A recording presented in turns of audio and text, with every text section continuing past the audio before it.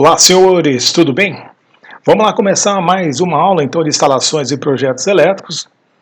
Hoje com algumas definições, simbologias e alguma aplicação. É a aula 3 nossa já, mas sabe que no YouTube, né, precisamos de quê? De um like, precisamos que se inscreva no nosso canal para fomentar. Mas antes de mais nada, deixando de lero-lero, vamos para lá, né? Vamos para cima.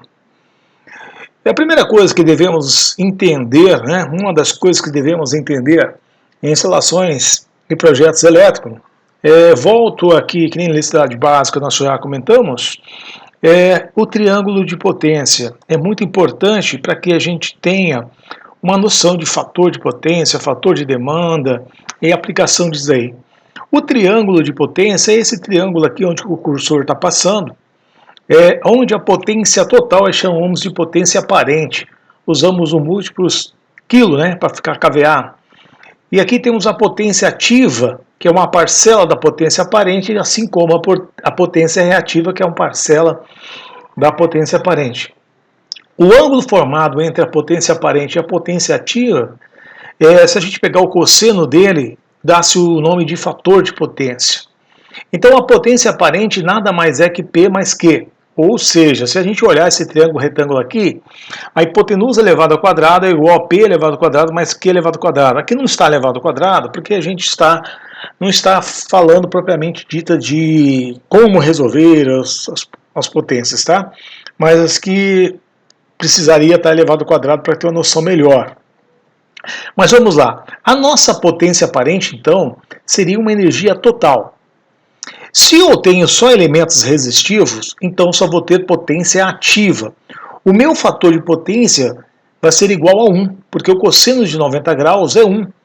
Então, temos aqui que a potência aparente é igual à potência ativa. Quando tivermos aqui, por exemplo, um motor, um liquidificador, algum equipamento que tenha elementos de rolamento, que são elementos indutivos, nós vamos ter uma parcela ativa e uma parcela reativa, ou seja, uma potência ativa e uma potência reativa. Essa potência reativa é necessária, no caso do motor aqui que nós estamos vendo, para magnetizar o núcleo do motor. Em instalações elétricas, em projetos, nós utilizamos muito a potência ativa e a potência aparente. Então, de antemão aqui, nós já estamos tendo o conhecimento dessa potência aparente, que é dada, né? Aqui usamos kVA, e a potência ativa em quilowatts. Outra coisa que nós percebemos que quando você faz um projeto, tem algumas instalações que são monofásicas, bifásicas ou trifásicas, né?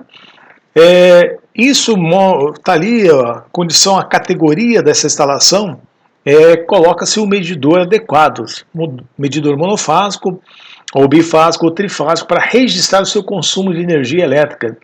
Energia nada mais é do que a potência vezes o tempo. Então a potência que utilizamos praticamente em quilowatts, o tempo em hora. A sua conta da sua casa chega em quilowatt-hora, então a energia consumida.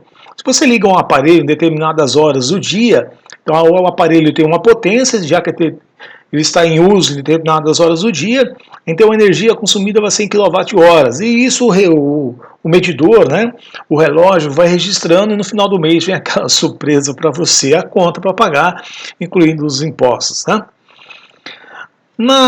Em instalações de projeto elétrico, então, nós temos outra ferramenta essencial que já falamos em alguns slides anteriores, da simbologia, que nada mais é do que uma representação gráfica, né, de alguns componentes que a gente coloca ali para comando, para pontos de luz, pontos de tomadas, né? Enfim, para que eu possa elaborar um projeto elétrico residencial ou predial, enfim, utilizamos a simbologia de acordo com as normas existentes. A NBR 5410 de baixa tensão nos dá o norte de como dimensionar, colocar o mínimo possível. E a simbologia elétrica nos dá através da NBR 5444. Aqui mostramos aqui alguns tipos de simbologia. Essa primeira aqui é um risco contínuo, está falando que é um eletroduto de 25 milímetros, ou seja, aqui que os condutores passarão dentro. Né? Essa de baixo, uma tomada. Aqui é um ponto de um interruptor simples, né? Aqui seria um interruptor triplo, aqui Um eletroduto está passando o condutor neutro. Um eletroduto está passando o retorno. Um eletroduto está passando o condutor fase. Um eletroduto está passando dele o condutor de proteção ou terra. Enfim, são as simbologias existentes, né? Tracejado pode ser na parede, né? Vai ser de acordo com o quê? Com o seu projeto elétrico, então você vai ter aquelas simbologias utilizadas, né? Esse retângulo maior aqui é um ponto de luz. Daqui são pontos de tomadas. Tá meio rachurado, meio branco, então seria ponto de tomada médio. Eu tenho aqui interruptores, né? Enfim, aqui eu tenho um circuito, circuito 13, 15, 16, 17. O circuito 13 tem um neutro, fase e o terra, condutor de 4 milímetros. O circuito 15, eu tenho um neutro, fase e terra. Circuito 16, neutro, fase e terra. O 37 aqui, ó, ele colocou também neutro, fase e terra. Condutor 2,5 nesse 16. O que não está especificado deve ser de acordo com a legenda, é colocado ali para não poluir muito o projeto em si quando você coloca ele nessa planta baixa. Vamos lá, uma coisa que o pessoal tem muita dúvida, né? Condutor, ele pode ser fio, rígido, único, que nem esse exemplo aqui, ou pode ser cabo, várias veias, né? Então, várias veias forma-se o cabo. Então, o condutor pode ser fio ou cabo. Eu tenho um condutor fase, neutro, terra e alguns retornos aqui nesse exemplo. Isso daqui a gente pegou a fonte de um site chamado Pedreirão. Muito bom, viu? Legal lá. Uma coisa que a gente tem que se atentar, na norma, eu tenho especificado para o neutro azul ou azul claro. Para o terra, verde ou verde amarelo. Somente essas cores são padronizadas para a nossa norma técnica. Então o restante, as fases, pode ser qualquer cor, exceto neutro e terra. A mesma coisa se a gente olhar para o retorno. Então o neutro é azul claro, o terra é a proteção. Olha só, eu tenho aqui na frente um interruptor, né? Um interruptor simples. E sempre morre no interruptor a fase. E vem um retorno para ele. Então, se eu olhar aqui do outro lado, tem os dois bordes. Aqui eu vou colocar um fio da fase e outro fio do retorno.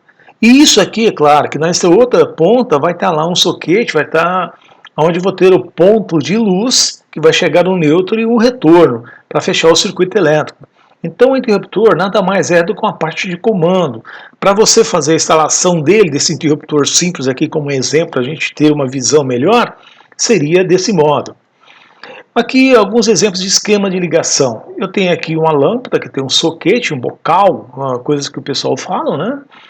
Lembrando que do slide anterior, do interruptor morre quem? Morre a fase e o outro é o retorno que vai para um do rabicho ali do soquete, do bocal, né? Onde que está o ponto de luz, que está a lâmpada. E o outro é o neutro. Então aqui fechou o circuito. Aqui eu posso acender ou apagar. Aqui é um interruptor duplo simples, né? Onde eu tenho uma fase que vai pegar os dois bornes, né, de cada tecla aqui, vai ser a mesma fase, só que o retorno para cada um vai ser diferente. Por quê? Os comandos serão diferentes. Se eu quiser apertar esse aqui, esse interruptor, eu vou acender essa lâmpada. Se eu quiser apertar essa, eu vou acender essa lâmpada. Acender ou apagar, é claro, né? É condição de manobra. Então aqui você tem um esquema de ligação. O entendimento nosso básico é muito importante você fazer a leitura de diagramas, né? Olhar o diagrama ali e ver os esquemas de ligação. Isso você pode colocar na prática do dia a dia, sabendo que no seu circuito de iluminação você tem fase, neutro, retorno, né? E aonde você faz esse esquema de ligação, se você observar bem esse diagrama, dá para você executar na prática. Isso é legal, cara, isso é legal, bota fé. Vamos lá, tomadas de uso geral. Aqui colocou 2P mais T. Por que 2P? Polos, né? O condutor neutro e fase, ou fase e fase, são polos, né? E o terra é um elemento à parte, né? Então aqui é 2P mais T. Então o neutro em uma fase, dois polos, mais o terra. A mesma coisa aqui, condutor neutro e fase, e aqui embaixo terra. Tomadas de 10 amperes, ele tem a sua furação do ofício de um diâmetro de 4 milímetros. Então aqui, por isso que tem aquele pino macho mais fino e o pino macho mais grosso, aqueles né? É onde o pino de 10 amperes entra na tomada de 20 amperes, assim como o pino de 20 amperes entra na tomada de 20 amperes. O pino macho de 20 amperes não entra nessa tomada de 10 amperes devido à furação, porque se você olhar na tomada de 20 amperes é 4,8 milímetro, maior 0,8 milímetro do que a tomada de 10 amperes. Aqui você vê a tomada de frente, né? Pelo padrão novo de tomada terra, neutra e fase. Eu coloco aqui então nos bornes, né, sempre no meio eu coloco a proteção e nas extremidades, nesse caso é 110 volts, né, para o padrão aqui do estado nosso que estou aqui, né, então eu tenho aqui um neutro, uma fase na extremidade para ligar em 127. Não se esqueça então que tomadas de 10 amperes, orifício é menorzinho, de 20 amperes é 0,8 a mais do que de 10 amperes, as tomadas de uso geral. Então isso aqui é para que a gente tenha essa visão geral de projetos de instalações elétricas. Hein? E todo o conhecimento é válido para que você chegue na hora do dimensionamento, na hora de você colocar os pontos numa planta baixa, na hora de você olhar para as cargas e fazer esse entendimento. Na próxima, então, a gente vai começar a fazer um treino desses elementos, simbologias gráficas, né, de fase, neutro, entender o que é circuito, né, vamos comentar em cima através de alguns exercícios. Senhores, então, até a próxima, então, para vocês.